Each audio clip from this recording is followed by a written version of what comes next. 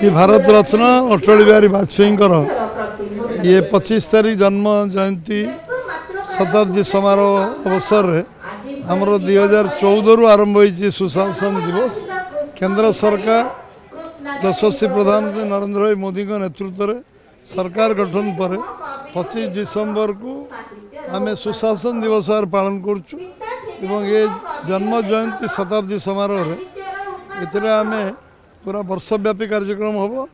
एवं सुशासन पदयात्रा प्रधानमंत्री सड़क योजना रे सबु विधानसभा विभिन्न रास्तार हम एवं कार्यक्रम को वर्ष सारा उद्देश्य विभिन्न जगार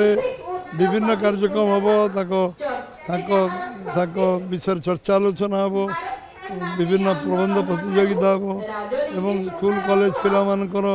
ये हम एवं ये गोटे जुगजन्मा लोक भारतवर्षर अद्वितीय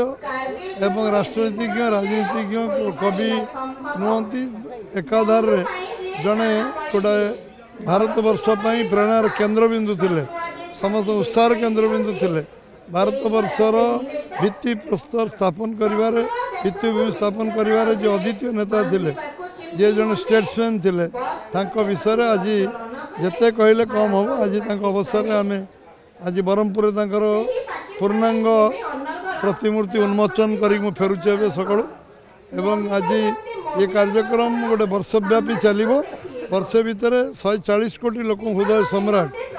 अटल बिहारी वाजपेयी जहाँ को आम भारत रत्न उपाधि विषय वर्षव्यापी विभिन्न कार्यक्रम आम दल तरफ केंद्र सरकार तरफ राज्य सरकार तरफ सबू जगार आयोजन ग्रामांचल बंद हम आज बूथ स्तर में अटल बिहारी वाजपेयी सुशासन दिवस एवं जन्म जयंती शताब्दी समारोह सबू जगह अनुष्ठित हो।